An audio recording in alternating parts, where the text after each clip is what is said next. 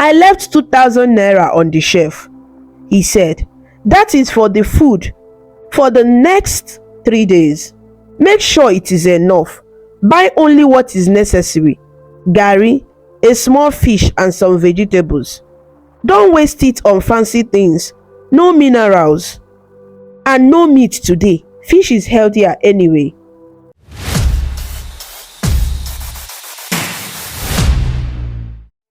Once upon a time, in the bustling city of Onitsha, there lived a young man named Akagom. He was such a handsome man that whenever he walked through the busy streets or the crowded market, heads would turn. He was tall and well built, with smooth dark skin and a bright smile that could light up a room. People often whispered that Akagom looked like a movie star or a prince. He dressed in neatly pressed shirts and trousers. Though, if you looked closely, you would notice they were the same few outfits he rotated for years. His confidence and looks made him stand out. Akagom was not just handsome, he was also a rich businessman. He owned a large spare parts shop at Mbuka Main Market in Onitsha. Every day, he would open his shop early, selling engine parts, tires, and gears to customers from all over Anambra State and beyond. He was clever in business, known to drive a hard bargain. Other traders called him Oga out of respect. Many admired how he built his wealth with wise deals and persistence. On market days, he drove up in an old but shiny Mercedes Benz loaded with goods. He always kept it in good condition with parts from his shop. As he strode through Mbuka Market with confident steps, traders greeted him and customers smiled, impressed by his success and charm. But Akagom's story wasn't all perfect. Despite the wealth he had gathered and the admiration of strangers, those who knew him closely knew his true nature.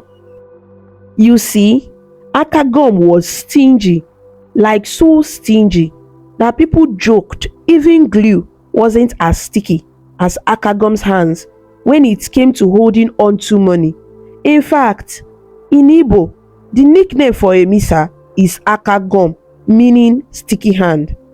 And some whispered that Akagom's name suited him all too well. Akagom had a family of 5, whom he kept tucked away from the public eye. He was 48 years old and lived with his wife and children in a crowded neighborhood in Onitsha. His wife, Chidinma, was 42, a kind and patient woman. They had 3 children: Obiageri, the eldest daughter, who was 21 years old; Obianuju, the second daughter, 18 years old; and Obinna, the youngest son, 14 years old. One would think that a rich man like Akagom would house his family in a grand home or at least a comfortable apartment. However, Akagom's family lived in a modest face me I face you apartment building on the outskirts of the city. For those who don't know, a face me I face you is a type of housing where a long hallway has small one-room apartments on either side with doors directly facing each other. Families of 5 or more might all share a single tiny room. Neighbors share bathrooms and kitchens, and often everyone's business becomes public because the living space is so tight. In Akagom's case, he kept his wife and children in one cramped room, barely larger than a storeroom, because the rent was cheap. Their room's door faced another family's room across a narrow corridor. There was hardly any privacy. The laughter, arguments, and cries of various families could be heard through the thin walls. Buckets and cooking pots cluttered the hallway, and the air often smelled of many pots of soup cooking at once in the shared kitchen out back. Despite these crowded and sometimes uncomfortable conditions, Akagom refused to move to a bigger, better space. He didn't want to spend the money on higher rent. Neighbors often gossiped about his strange situation. Can you imagine? One neighbor, Ngozi, would say, shaking her head, "A wealthy man like Akagom living here as if he cannot afford better. Ndiara," meaning crazy people. Another would reply, "My sister, it's true. Oh, his wife and children dress so plain. You wouldn't know he has money. Very stingy man." These conversations happened in whispers when Akagom wasn't around. In public, everyone still greeted him respectfully because of his imposing presence and wealth. Inside the tiny one-room home, Akagom's family lived a strangely restricted life, given how rich their father was. Chidinma tried her best to keep the home tidy and raise the children well. She was a beautiful woman with kind eyes, though worry had begun to line her face. She loved her husband at heart. After all, she married him when he had little, and together they had come this far. But she often grew frustrated with his stingy ways. Their children had learned not to ask their father for anything unless absolutely necessary, because they knew what his answer would be. One bright Tuesday, the sun poured through the single small window of their room. Chidinma was preparing a simple breakfast of pap, corn porridge, and akara bean cakes. She carefully measured the portions under Akagom's watchful eyes. Yes, Akagom measured all the food in the house. He had a little notebook where he noted how much garri, cassava flakes, rice, or beans was bought and how quickly it was consumed. He believed this would prevent anyone from overeating, or as he put it, wasting our future. Obinna, who was 14, sat on a wooden stool, hungry and hoping for an extra akara. He was a growing boy, and one akara barely filled his tummy halfway. Obianuju, 18, helped her mother fry the akara in a small pan over a charcoal stove. They couldn't use an electric cooker because Akagom complained about the electric bill. Obiageri, 21, swept the little space in the room and folded up the mat they slept on, stacking them in a corner to make space, since at night the whole family spread mats on the floor to sleep. "Papa, can I take 2 akara?" Obinna asked timidly, as Chidinma put a modest portion of pap and 1 bean cake on his plate. Akagom, who was adjusting the knot of his tie in a small cracked mirror on the wall, turned around sharply. His tall frame loomed over the boy. "Obinna, my son, do you think akara falls from the sky?" he said, arching an eyebrow. "1 is enough for you. You don't need 2. Do you want to eat us out of this house and home?" Obinna lowered his eyes. "No, sir. I'm just very hungry," he murmured. Chidinma felt a pang of sympathy and quietly mounted to her son to drink more pap to fill his stomach. She dared not to openly contradict her husband. Akagom was not violent, but he had a temper in his voice that made everyone else fall silent when he was firm. Obiageri, the eldest, sighed and spoke up softly. "Papa, since Obinna is a growing child, maybe just have more akara for him. He will be at school till afternoon." Akagom gave his eldest daughter a stern look. "Obiageri, are you questioning me?" Obiageri quickly shook her head. "No, Papa, it's just..." Just what? Akagom boomed, although not really shouting. His voice was deep and commanding. When I was his age, I ate whatever my parents provided and I was grateful. Too much food will make him lazy. In fact, he continued, taking the frying spoon from his wife and scooping out one akara from the oil. This one is extra. I will take it to myself. And with that, he took a bite of the hot akara. It burned his tongue a bit and he fanned his mouth, but he pretended everything was fine. The children said nothing, but they exchanged glances. Obinna fought back tears of frustration as he spooned his pap slowly to make it last. Obiageri put a comforting hand on his back. Chidinma silently served Akagom his breakfast, a slightly larger portion of pap, and now only one akara, since he took the extra one meant for Obinna. She knew arguing further would only cause a scene and might lead to Akagom leaving the house in anger. When Akagom got angry about money matters, he might refuse to give any housekeeping money for a week, which would make things even harder. The family ate quietly. Akagom, however, decided to lecture to fill the silence. You children must learn to manage. Some of your mates have nothing to eat at all. Have you thought of that? Yes, Papa, the children mumbled. They had heard this many times. Chidinma remembered how different things were in the early years of their marriage. Akagom had not been this bad then. Sure, he was careful with money, even as a young man, but it had not been so extreme. He used to bring home little gifts now and then, and he took care of her needs when it mattered. But as his business grew and he became more focused on making money, he also became more focused on keeping money. It was as if the more he had, the more afraid he was to lose it. Over the years, his frugality grew into full-blown stinginess. After breakfast, Akagom picked up his briefcase. It was quite old and frayed at the edges. Why buy a new one when this still carries papers just fine? He would always say. He was heading to the market to open his shop. Before leaving, he gave Chidinma some instructions for the day, as he often did.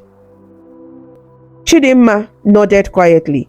She thought to herself that 2,000 naira in 3 days for a family of 5 was extremely tight, almost impossible with the current food prices. She might have to add some of her little secret savings or buy on credit from the market women she was friendly with. But she dared not ask for more. She knew Akagom would claim even 2,000 naira was generous. Akagom then fixed each child with a steady gaze. Obiageri and Obianuju, help your mother. And Obiageri, you should be reading those accounting books I got you. One day, you can come and help me in the shop. No need to go waste money on university when you can learn business under me. Obiageri forced a polite smile. In truth, she longed to go to uni like some of her friends or learn a profession. She had done well in secondary school and even got admitted to a local college, but Akagom refused to pay the tuition. What is the point? He had said. After spending hundreds of thousands on school, you will still come and be looking for work. Better join me and earn money immediately. Obiageri felt bitter about this, but had no choice. Yes, Papa, she replied quietly. Obianuju, you will soon finish secondary school. You better focus. Don't get any fancy ideas either. We don't have money to waste on nonsense, Akagom said to his second daughter. He always assumed any personal aspiration was nonsense if it cost money. Obianuju, 18, loved music and had dreamed of going to music school or at least pursuing some training. But she already knew her father's answer to such plans. She simply said, "Yes, Papa," as well. Finally, he looked at his son. Obi, Go straight to school and come straight home, eh? No buying snacks on the way. Use your head. By use your head, Akagom meant to solve any needs without spending money. Obinna mustered a small, respectful yes, Papa. He had already prepared some garri in a flask to take to school. At lunchtime, he would soak the garri in water and eat it with a little sugar, if he was lucky to get sugar.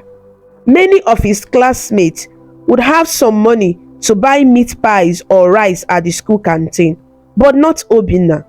Akagom believed giving a 14-year-old pocket money was unnecessary. Carry food from home, he said. It is the same stomach it will enter. As Akagom stepped out into the corridor to leave, a neighbor greeted him. Good morning, sir. It was Papa Chijoke from the room opposite, a man of modest means who always saw Akagom as something of a mystery. Akagom responded with a polite nod and a slight smile, not one to encourage too much small talk. He locked the door to his room with a hefty padlock. His family remained inside, but he always locked up anytime he left, even if they were still home, to keep the property secure.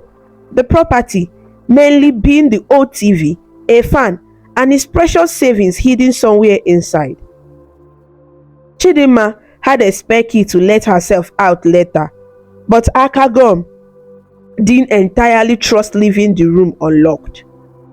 He briskly walked out of the compound. The day had begun for him. Inside, after he left, the atmosphere visibly lightened. The children and their mother relaxed a bit, and Obinna finally said what was on his mind. I'm still hungry. Chidinma sighed and went to the small pot where a couple more akara balls sat drained of oil. She quietly split one and gave half to Obinna and half to Obianuju.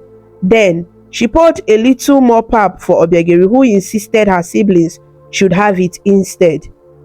They tried to share quietly so that if Akagom happened to pop back in, sometimes he did if he forgot something, he wouldn't catch them overeating. Obiageri rolled her eyes playfully once her father was truly gone. Our father is something else, she muttered in English laced with Igbo accent. Obianuju pouted. Ada, can you imagine him taking food from his own son? Handsome or not, that attitude is ugly. She kept her voice low. Years of caution made them almost whisper such complaints. Chidinma simply said, Biko, Omom, manage like this. Someday things will be better. She always tried to comfort them, though she herself was not sure when or how it would be better. In truth, they had enough money as a family, but it was locked away by Akagom's stinginess. Obiageri smiled at her mother. At least he's gone to the market now. Let's get on with the day. She and Obianuju began clearing up the dishes and tidying the room more. Chidinma prepared to go to the market to buy the day's ingredients with the little money given. She knew almost every trader there because sometimes she had to bargain very hard, explaining her situation. Some felt pity and gave discounts or small extras. A few extra pepper, fruit or bones for soup. Others would grumble that it wasn't fair that a rich man's family was begging for a better prices. One fish seller once told Chidinma, Madam, your husband dey rich now. Why are you pricing? Why are you pricing like a poor man? Chidinma had felt so embarrassed that she nearly cried, but she couldn't spend more than Akagom allowed. True to routine, at the market that day, Chidinma carefully spent only 1,500 naira of the 2,000 naira, getting some garri, a few tomatoes and peppers, some vegetables, and a small smoked fish for soup. She saved 500 naira aside in her headscarf. She had learned to save a little whenever possible, even if it was 200 naira or 500 naira here or there, tucking it away in her old purse hidden among her clothes. That secret stash was for emergencies, like a needed medicine or school expense when Akagom wouldn't provide. It wasn't much, but over time, she has scraped together a small emergency fund without Akagom's knowledge. Meanwhile, at Mbuka Spare Parts Market, Akagom was in his element. His shop was located in a large open shade among rows and rows of other spare parts dealers. The market bustled with activity, traders shouting in Igbo and Pidgin English to attract customers, buyers haggling for a better price, and the clanging sounds of metal parts being offloaded from trucks. The sun was hot, and the air smelled of engine oil and dust. Akagom's store was filled with shelves of car parts, brake pads, spark plugs, carburetors, you name it. He sat on a swivel chair behind a counter, a small fan whirring at him, powered by a car battery since electricity in the market was unreliable and he wouldn't spend on a generator for the shop either. Instead, using a spare car battery to run the fan. A customer walked in, wiping sweat from his brow. "Good morning, Oga. I need a Toyota Camry alternator," the man said. "Good morning, oh. You have come to the right place," Akagom replied with a charming smile. He stood and pulled an alternator off a shelf. "Top quality, original one, you go like am," he said, dusting it off. They began to bargain over the price. If there was one thing Akagom enjoyed, it was bargaining, especially selling at a high price and buying at a low price. After some back and forth, they agreed on a price that gave Akagom a tidy profit. The customer paid in cash. Akagom took the money and rather than putting it in a register like some shops did, he immediately slipped the note into a deep inner pocket of his jacket. He had sewn an extra inner pocket for this purpose, to keep money very close to himself. He patted his jacket, satisfied, and handed the alternator over. As the customer left, one of Akagom's fellow traders, OK, leaned over from the next stall and joked, "Akagom, you are smiling today, oh. That must have been a good sale." Akagom chuckled modestly. "We thank God, my brother. Market is moving small small." He never boasted loudly, always praying to not draw envy or attention to exactly how much he made. OK grinned. My guy, you will buy us mineral today to celebrate, abi?" In Nigerian market, it's common to treat friends to a soft drink or snack when business goes well. Akagom immediately shook his head with a laugh. "Haba, OK. The day hasn't even ended. Let me not count my chicks before they hatch." Then he changed the topic. "By the way, can you imagine? My landlord increased shop rent by 5% this year. Pure wickedness. I have to save more to be ready." OK knew Akagom was dodging the idea of spending money on drinks. He teased, "No worry, we know you. You are Akagom. Your hand no dey ever open. Even one bottle of Coke, you won't die if you buy, Akagom." Akagom waved him off with a playful scolding look. "Go and mind your customers, eh?" Both men laughed. Akagom could handle the teasing. In fact, he wore it as a strange badge of pride. Being known as careful with money meant no one would bother asking him for loans or expenses.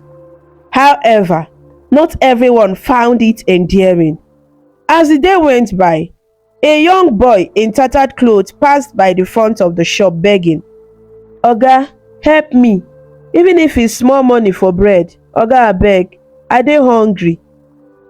The boy pleaded, looking truly hungry. Akagom frowned. He did not like beggars. He often thought they just didn't work hard enough. He reached under his counter and the boy's eyes lit up. Maybe the man was about to give him something. But Akagom brought out a half-eaten packet of cracker biscuit he had from earlier. He tossed it at the boy. "Take and go. No disturb my customers." "Oh yeah, they go." The boy took it, looking a bit disappointed but mumbled, "Thank you," and left. Akagom had refused to even part with 50 naira for the boy. Instead, he justified it. "I work hard for my money. I can't be giving it away like that. At least I gave him something to eat." Back at home that afternoon, Obinna returned from school tired and sweaty. He had walked home because even though many of his classmates took the bus or a keke, he knew better than to ask his father for transport fare. The midday sun was harsh and his feet ached, but he was excited about one thing. That day, his teacher had announced a planned excursion for the students to visit a science museum in Enugu. It would cost each student some money for the bus and entry fee. Obinna had listened with both excitement and dread. He loved the idea of seeing a museum and traveling out of Onitsha. He rarely had left the city, but the cost was 5,000 naira per student. He already feared what his father would say. Maybe, he thought, Papa will agree since it's educational.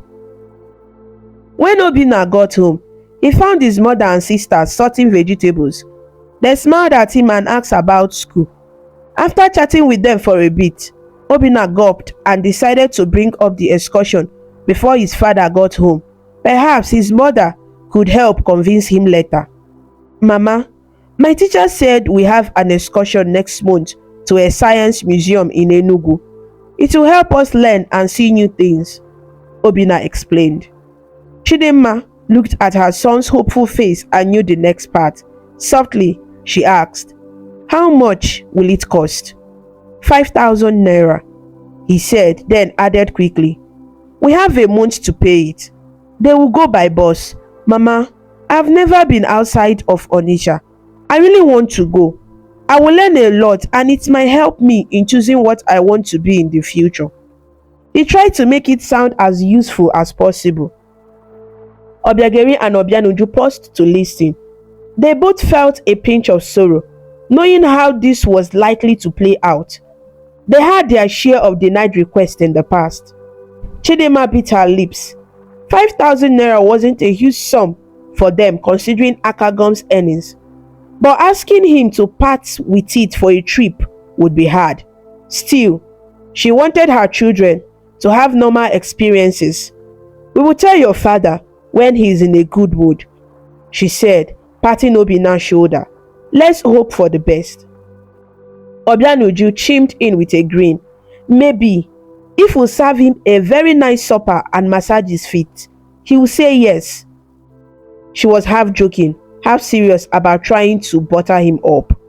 They all laughed a little. Humor was one way they coped with the difficulty. Obiageri said, "Yes, make his favorite onubu soup with the smoked fish. He might be happy enough." So they planned. Chidinma indeed decided to cook a tasty bitterleaf soup that evening, using the smoked fish she bought and even adding some chunks of stockfish a kind neighbor had given her earlier. The neighbor had received some goods from her village and kindly shared a piece of dry stockfish with Chidinma, knowing her situation. Evening came and Akagom returned home from the market. He looked a bit tired but content. Sales were good. As he entered the compound, he immediately noticed a savory aroma wafting through the corridor. The smell of delicious soup was unmistakable. He hummed, both surprised and pleased. Usually, Chidinma kept meals very basic, but today the scent was rich with spices and ogiri, a local seasoning, and bitter leaf. His stomach rumbled. He unlocked the door and stepped in. "Nwunyem, I'm home," he announced. The children were seated around and Chidinma was just dishing out the freshly made soup into plates with some gari eba ready as the accompaniment. "Welcome, my husband. How was the market today?" Chidinma greeted, wiping her hands and taking his briefcase to set aside. "My dear, market was fine, oh. We thank God." Something smells good," Akagom said, a small smile creeping over his face. despite himself. Yes, so Papa, we made your favorite bitter leaf soup, Obianuju said in a cheerful tone. She brought a bowl of water for her father to wash his hands, since they would eat swallow food with fingers in the traditional way. Akagom washed his hands, still eyeing the soup appreciatively.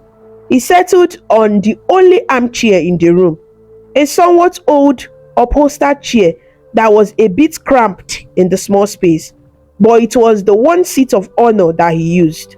The others sat on a bench or on the edge of the bed or mat. The family joined him for dinner. They set their plates on a small center table. Akagom's plate had a respectable mound of gari and a good ladle of soup with some pieces of fish. The others had slightly smaller portions, as was customary due to rationing, but tonight was better than many nights thanks to the extra ingredient. They all said a short prayer of thanks for the meal. As they ate, Akagom actually seemed relaxed. The soup was delicious. "This is good," he said, nodding in approval. Chidinma seized the moment of relative goodwill. "I'm glad you like it, my husband." She waited for a minute and then glanced at Obinna, giving him a subtle nod to bring up the matter. Obinna cleared his throat softly. "Papa," he began. "Yes," Akagom said, focusing on his food. At school today, our teacher told us about a science excursion, a trip for the students to go to Enugu and visit a museum and science fair. It's next month." Akagom looked up, listening but not reacting yet. So Obinna continued. "It would be a great learning opportunity for me. They will teach us many things and show us machines and experiments." Akagom set down his bowl of gari and dipped it in soup thoughtfully. A science trip? Enugu is not far. This seemed like a promising sign. He hadn't said no immediately. The school is arranging buses.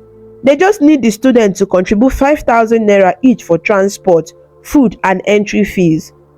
Obinna finished quickly, his heart thumping. At the mention of money, Akagom's face hardened slightly. He swallowed his mouthful. The room felt tense. Chidinma jumped in softly. "Nai, I think it would really help him. Obinna is very bright though. You know he loves science. It might encourage him to do even better in his studies." Obiageri added, "Yes, Papa. He's been talking about it all afternoon. All his friends are hoping to go." Akagom wiped his hands on a cloth and leaned back, looking at the expectant faces around him. In his mind, 5,000 naira was not huge, but he always calculated what else 5,000 naira could do. That's 2 weeks of soup ingredients, he thought. A whole month of school lunch if packed from home. He already began to justify a refusal. "Well," he said slowly, "I'm not sure it's necessary. Obinna, you have textbooks. You learn in class. Why do you need to travel to learn? Everything in that museum, your teacher can just explain it in class or show pictures." Obinna felt his throat tighten. "Papa, it's not the same as seeing it in real life. They will have real scientists showing us things. I promise I will pay close attention and maybe it will even help me decide on a career. Papa, I want to be an engineer." Akagom raised a hand to stop the pleading. Obinna's voice trailed off. Chidinma tried another approach. She quietly reached for the bag where she kept money. "If it's too much, I have saved a little from what you give me. I can add." Akagom frowned deeply. The idea of spending money still didn't sit right. "No," he said firmly. "We have more important things to save for. What if some emergency happens? We can't throw away 5,000 just like that on a pleasure trip." "But it's not a pleasure trip, it's educational," Obianuji said before she could stop herself. Akagom gave her a sharp look. "Educational, pleasure, whatever you call it, it's not essential. You all must learn that money is not plucked from trees. I work hard for every naira. Obinna, you said the trip is next month, Okwaya. Maybe by then I will think about it. He said that just to end the conversation. In his mind, he had already decided it was a waste. He just didn't want to argue further over dinner. The children recognized this tactic. Maybe later usually meant no, but I don't want to say it now. Akagom then changed the subject. Obiageri, did you balance the account I gave you to practice? Obiageri forced a smile. Almost, Papa. I will show you after dinner. The rest of the dinner was quieter. The delicious meal had raised hopes, but now a gloom hung in the air. Only Akagom seemed relatively unbothered as he finished his food, enjoying the taste and satisfied that he had handled the request without actually giving in. After eating, Chidinma and the children cleared the dishes. Akagom washed his hands again and settled in his armchair to relax. Evening was one of the rare times he would allow himself to enjoy a little leisure. He had a small television, an old TV set that was placed on a rickety table. It had an antenna made of a coat hanger. Often, the reception was fuzzy, but he managed to catch the news or a favorite show occasionally. Electricity was currently on. A small miracle in that part of town where power cuts were frequently. The fan whirred faintly overhead, an old ceiling fan that clattered as it spun. It needed repair, but he refused to hire an electrician, so it always made a racket.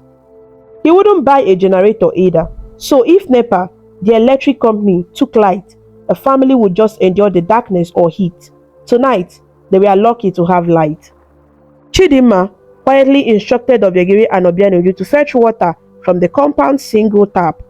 Running water was not reliable, so every evening they filled the bucket for use. Obinna had some homework, which he started by the dim light, hoping power would stay until he finished.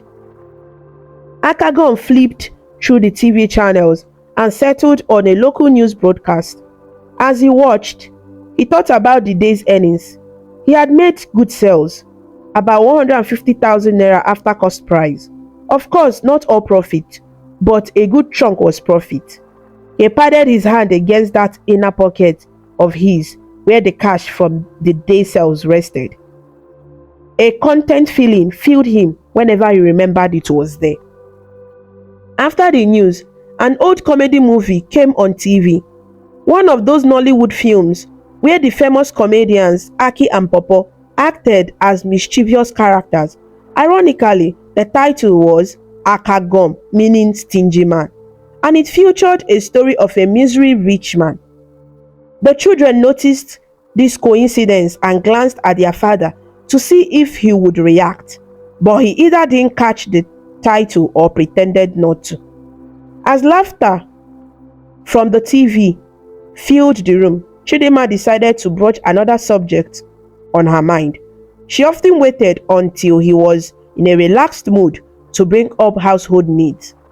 My husband, she started softly, sitting on the edge of the bed. The roof has been leaking whenever it rains.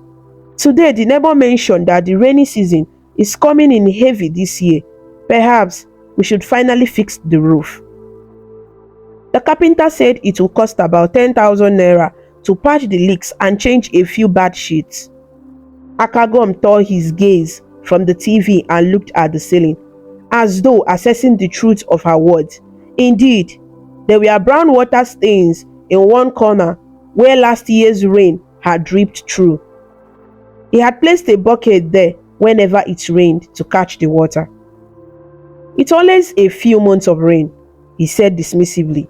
We have the bucket, and the leaking isn't that bad.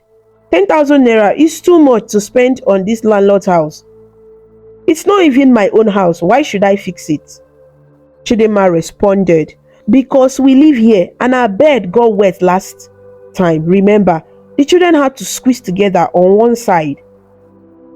Akagom waved his hand. We will manage. Just move the bed a little when it's raining, and the bucket will catch the rest. Tell the carpenter not now. Perhaps after this rainy season, when he's desperate for work, he will do it cheaper. He returned his attention to the TV. That was that. Chidinma sighed. Manage. He always said that. How long could they manage everything? She looked at her children. They deserved a better life than this constant lack, especially when there was money right there with their father. Despite her frustration, she kept quiet the rest of the night. The children finished their tasks and homework. One by one, they prepared for bed. The family didn't have much space, so when it was time to sleep, the routine was almost choreographed. The girls unrolled two thin foam mattresses on the floor. Obina had a small mat that laid near the door, and Akagom and Chidema slept on the bed, an old squeaky double bed they had owned since marriage. It was cramped, with all of them in one room, but this was their life. Before sleeping, Akagom did something he did every night. He checked on his money. In the corner of the room, there was a large old trunk, a metal box. Inside that trunk, he kept important documents and some of his money savings, usually locked with a padlock. But the majority of his money, the cash he had been stashing for years, was in a special place, tucked under the bed, was a big Ghana must go bag. It was one of those large woven plastic bags in a red, blue and white checkered pattern. Many Nigerians use them for carrying loads or storing items. Akagom's Ghana must go bag was stuffed with bundles of cash. He used bank accounts minimally. He distrusted banks. They would just take charges or government would start asking how I got money, he often argued. Instead, he converted much of his profit to cash and hid it at home. Over time, the bundles of naira notes had grown so much that he needed the biggest bag to hold them. Every night, when he thought everyone else was asleep, though often Chidima was awake pretending, Akagom would pull out the bag to inspect it. He would untie the rope he had used to secure the top, peep inside to make sure all was safe, and sometimes even lovingly thumb through the wads of money. The sight of thick bundles of 1,000 naira and 500 naira notes made him smile with pride and relief. It was his safety net, his treasure. In moments of worry, touching that money calmed him. This night was no different. He quietly slid the bag out. Unknown to him, Obiageri saw him through half-closed eyes. She had seen him do this ritual before and always felt a knot of anger in her stomach. If only he would use even a fraction of that on the family's needs, their life would be so much better. She never said anything though. Confronting her father about money was like provoking a sleeping crocodile. Akagom finished his check, retied the bag, double-checked the padlock on the trunk for good measure, and then pushed the heavy bag back under the bed. Satisfied that his wealth was secured, he lay down to sleep. The room was dark now. Power had gone out just as they were drifting off, and the fan had stopped, making the air still and warm. In the darkness, only soft breathing and distant noise from other tenants could be heard. Akagom's family lay awake at times, each with their own thoughts. Chidima stared at the ceiling, thinking maybe I should involve his elder brother to talk sense into him.